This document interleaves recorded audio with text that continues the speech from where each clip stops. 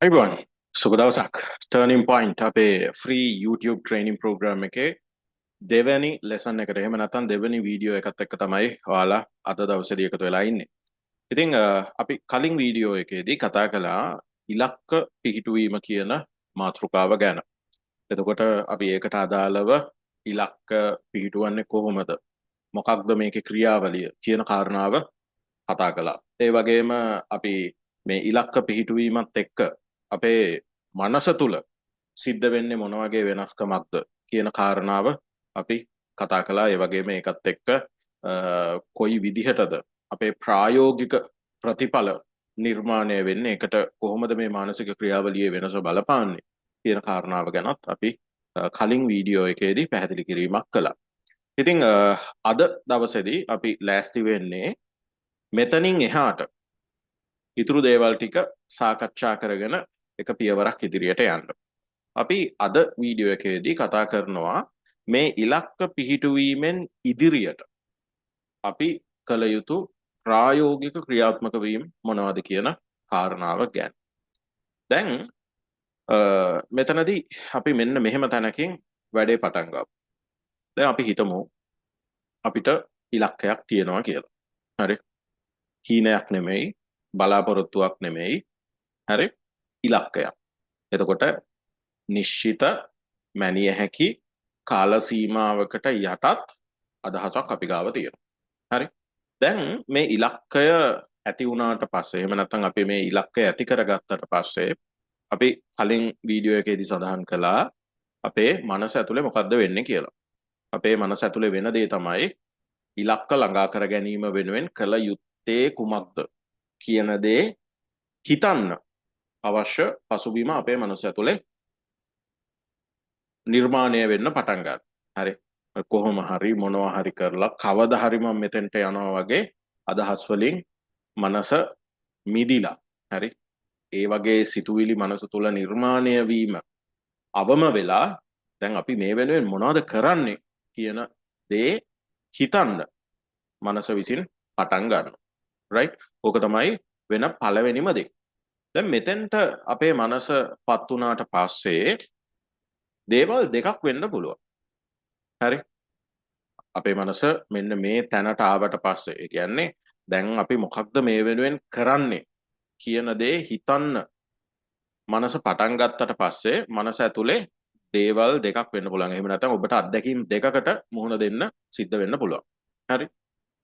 ඒ අත්දැකීම් දෙකෙන් පළවෙනි අත්දැකීම තමයි මෙතෙන්ට ආවට පස්සේ ඔයාගේ මනස මේක ගැන හිතනවා. ඊට පස්සේ මේ දේ කරන්න මොනවද කරන්න ඕනේ කියන දේ, එහෙම නැත්නම් මේ ඉලක්කයට ළඟා වීම වෙනුවෙන් මම මොනවද කරන්න ඕනේ කියන දේ මනස විසින් ඊටාම පිළිවෙලට ගලප ගන්න පටන් ගන්නවා. ඒ කියන්නේ ඔයා දැන් කල්පනා කරනවා රයිට්. දැන් මම මොනවද මේ වෙනුවෙන් කරන්නේ? මගේ මෙන්න මෙහෙම ඉලක්කයක් තියෙනවා. මේ ඉලක්කයට ළඟා වීම වෙනුවෙන් මම දැන් මොනවද කරන්නේ? කොහොම ඔයා කල්පනා කරනකොට ඊළඟ අවස්ථාවේදී මනස විසින් ආරයිට් මට මෙහෙම දෙයක් කරන්න පුළුවන්, මේක මේ විදිහට කරන්න පුළුවන්. එතකොට මෙන්න මෙහෙම මේ විදිහට මේ දේවල් ටික මෙහෙම කරගෙන ගියොත් මට මම මේ බලාපොරොත්තු වෙන ඉලක්කයට ළඟා වෙන්න පුළුවන් කියන ගලපා ගැනීම මනස විසින් කරන්න පටන් ගන්නවා. ඒක තමයි වෙන්න පුළුවන් පළවෙනි දේ. හරි.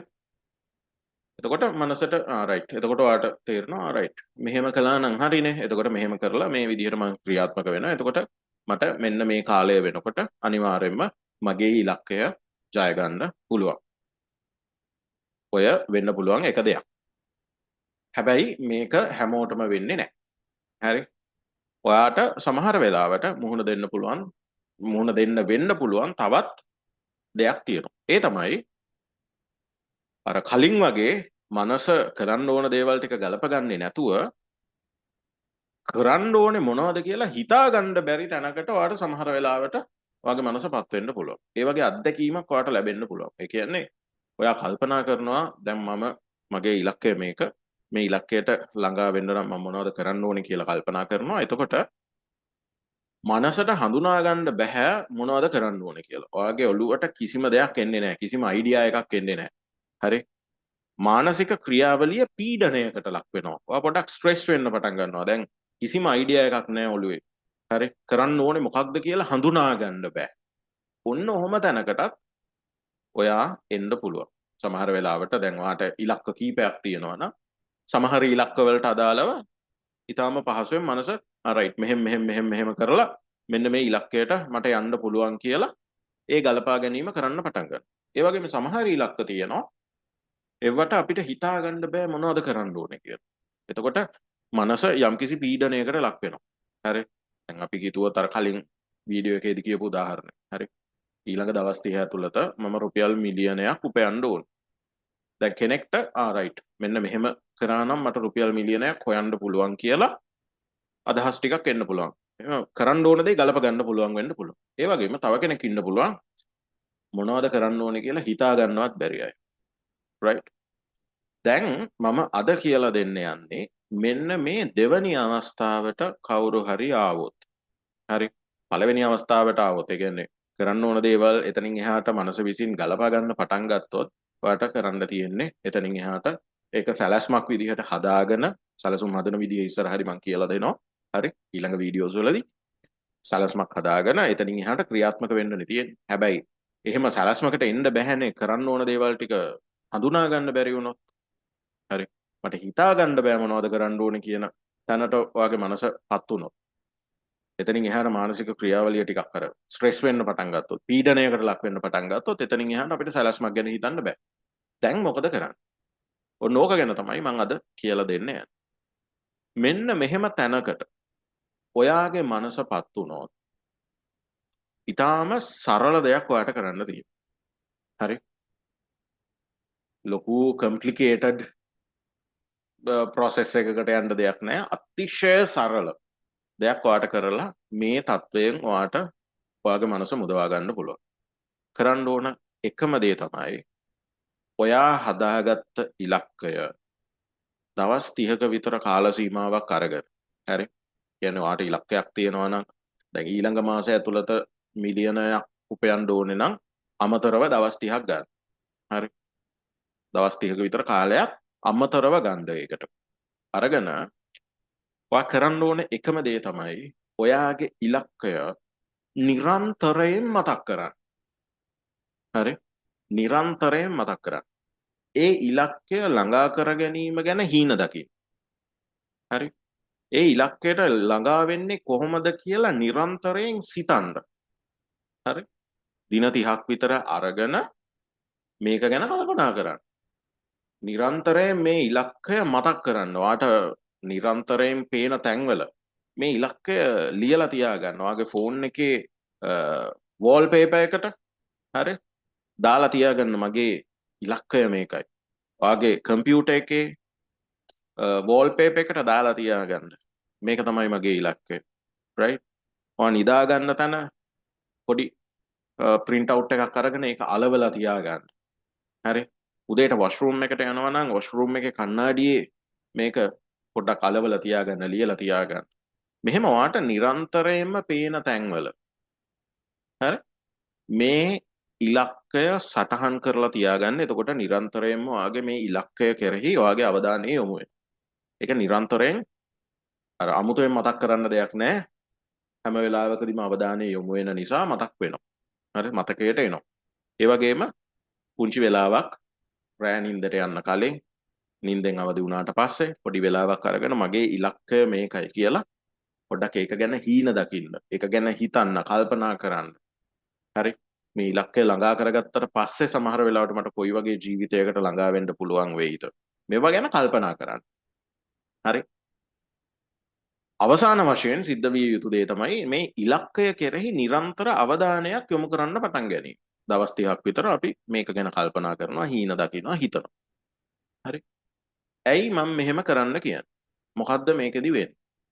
මේකෙදි වෙන දේ තමයි අපේ මොලේ තියෙනවා පුංචි ක්‍රියාවලියක්. අපි ඒකට කියනවා RAS කියලා. එහෙම නැත්නම් reticular activating system කියලා. මෙන්න මේ reticular activating system එක මේ ඉලක්කයට අදාළව ක්‍රියාත්මක වෙන්න පටන් ගන්න එක තමයි මේ කරන වැඩෙන් වෙන්නේ. හරි. අපි නිරන්තරයෙන්ම මේක ගැන මතක් කරනවා නම් මේක ගැන කල්පනා කරනවා නම් ඊන දකිනවා නම් හරි හිතනවා නම් වෙන දේ තමයි මේ ඉලක්කයට අදාළව අපේ රෙටිකියුලර් ඇක්ටිවේටිං සිස්ටම් එක ක්‍රියාත්මක වෙන්න පටන් ගන්නවා. මොකද්ද මේ රෙටිකියුලර් ඇක්ටිවේටිං සිස්ටම් කියන්නේ? එහෙම නැත්නම් RAS කියන්නේ. මේ RAS එක සරලව කිව්වොත් මේක ෆිල්ටර් එකක් වගේ එකක්. හරි. ෆිල්ටර්ස් දන්නවනේ. දැන් අපි දන්නවා අපි ජීවත් වෙනකොට අපේ අවධානය ගොඩාක් දේවල් වලින් ග්‍රහණය කරගන්නවා. හරි. ලෝකේ ගොඩාක් දේවල් සිද්ධ වෙනවා. ගොඩාක් data අපේ මනස ඇතුළත අපේ මොළයට ඇතුළත් වෙන්න පටන් ගන්නවා අපි ජීවත් වෙනකොට. හරි. ඒක අපි දැනුවත්ව හෝ නොදැනුවත්. හරි. අපේ මනසේ තියෙන සවිඥානික සහ අවිඥානික කියලා ක්‍රියාවලීන් දෙකක්. හරි. අපි කියන conscious සහ unconscious කියලා. එතකොට සමහර වෙලාවට consciously අපි සමහර දත්ත අපි උවමනාවෙන් අපේ ඇතුළට දාගන්නවා. ඒ කියන්නේ සමහර වෙලාවට අපි පොතක් කියවනවා නම්, පත්තරයක් කියවනවා නම්, ටීවී එක බලනවා නම් සමහර වෙලාවට අපි අවධානය යොමු කරලා ඒවා අපේ ඔළුව ඇතුළට දාගන්නවා. හරි. එහෙම නැත්නම් සමහර වෙලාවට අපි අවධානයෙන් මේක කරන්නේ නැහැ. නමුත් අපි දකින්න දේවල් එක දේවල් එක්ක සමහර වෙලාවට පාරේ යනකොට ඇඩ්වර්ටයිස්මන්ට් එකක් දැක්කොත් හරි මේ වගේ දේවල් හරහා අපි අවධානයෙන් ඒක ඔළුවට දාගන්නේ නැති වුණාට අපි දකින්න දේවල් අපේ ඔළුවට යනවා. එතකොට මේ data ඔක්කොමත් එක්ක අපිට අපේ වැඩ ටික කරගන්න බෑ. හරි. ඒ කියන්නේ ගොඩාක් data එනකොට අපිට අපේ වැඩ අවුල් වෙනවනේ. ඉතින් ඒක නිසා මේ reticular activating system එකෙන් කරන්නේ අපිට වඩා වැදගත් දේවල්. හරි. අපි ගොඩාක් දේවල් දකිනවා. හැබැයි අපිට වඩා වැදගත් දේවල් ටික විතරක් අපේ අවධානයට යොමු කරන එක තමයි මේ reticular activating system එකෙන් සරලව වෙන දේ. හරි. මේක අපිට ගොඩාක් එක්ස්ප්ලেইন කරන්න පුළුවන්. නමුත් මම මේ කාරණාව තේරුම් ගන්න අතිශය සරල පැහැදිලි කිරීමක් කරන්නේ. හරි. එතකොට මේක ෆිල්ටර් එකක් වගේ. දැන් අපි මේ අපේ ගෝල්ස් ගැන හරි අපේ ඉලක්ක ගැන නිරන්තරයෙන් කල්පනා කරනකොට සිද්ධ වෙන දේ තමයි මේ reticular activating system එක හඳුනා ගන්නවා අපිට වඩා වැදගත් දෙයක් තමයි මේක කියලා. හරි. කියන්නේ මේ පුද්ගලයාට මේ ඉලක්කය කියන එක අතිශය වැදගත්. මෙයා මේක ගැන නිරන්තරයෙන් අවධානය යොමු කරනවා. එතකොට මේ reticular activating system එක ක්‍රියාත්මක වෙන්න පටන් ගන්නවා අපි දකින දේවල් වලින් මේ ඉලක්කයට අදාළ දේවල් අපේ අවධානයට විශේෂයෙන් යොමු කරන්න. හරි. අපි ඒකට කියනවා ස්පොටිං කියලා. ඒ කියන්නේ අපි ස්පොට්ලයිට් කියන්නේ. හරිද? ස්පොට්ලයිට් කියන එක මං හිතන්නේ ඔබ දන්නවා. හරි. ඒ කියන්නේ එක තැනකට එළිය යොමු වෙන ලයිට් එකක්. හරි. එතකොට ඒ වගේ අපි දකින දේවල් වලින් අපේ ඉලක්කයට වැදගත් වෙන දේවල් කෙරෙහි ඊටාම සුවිශේෂී අවධානයක් මේ RAS එක හරහා එහෙම නැත්නම් reticular activating system එක හරහා අපිට ලබා දෙන්න පටන් ගන්නවා. හරි.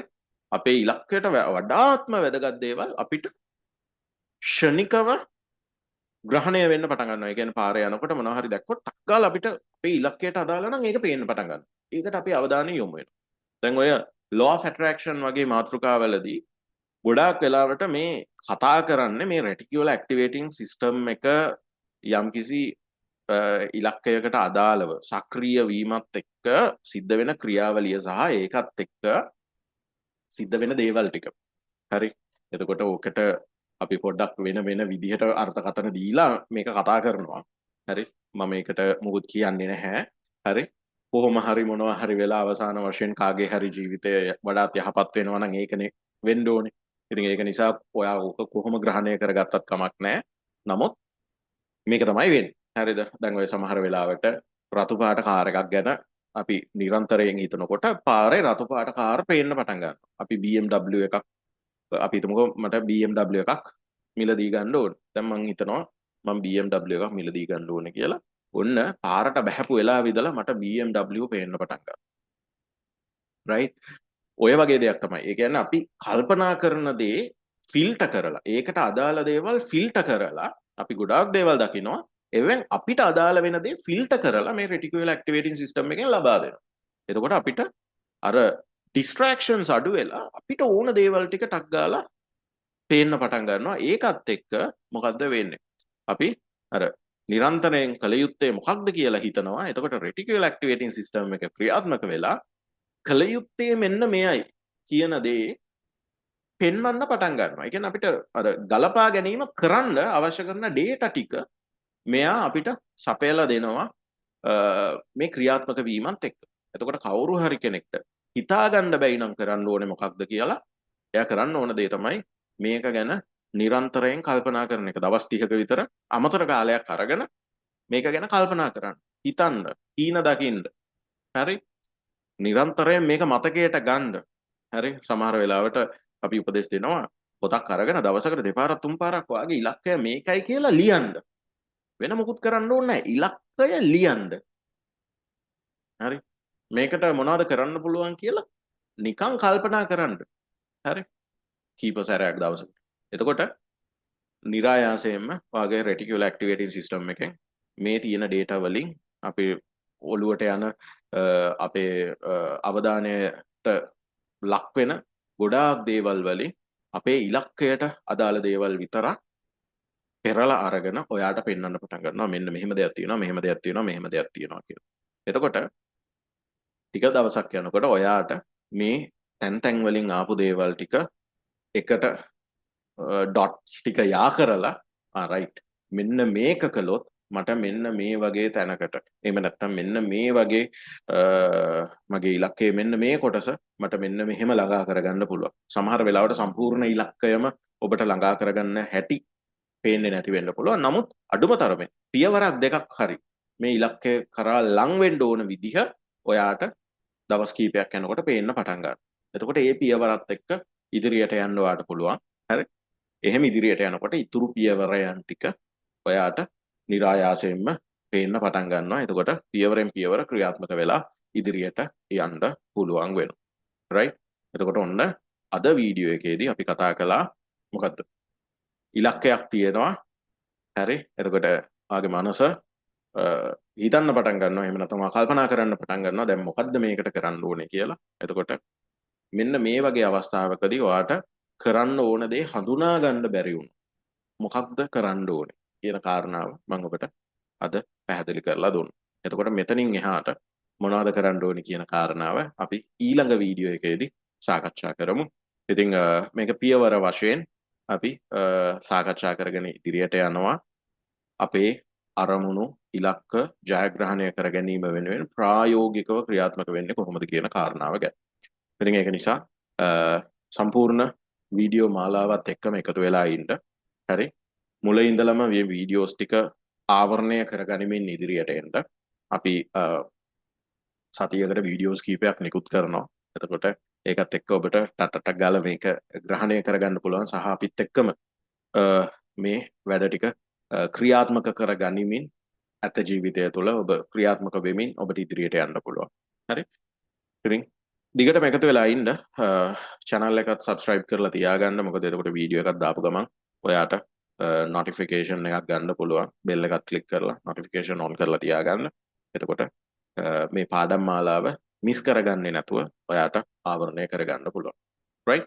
එහෙමනම් අද lesson 2 එක අපි මෙතනින් ඉවර කරනවා. අපි lesson 3 එකේ තවත් දවසක හමු වෙමු. එතකන් ඔයාලා හැමෝටම ජයග්‍රාහී අනාගතයක් මම ප්‍රාර්ථනා කරනවා. ජය වේවා.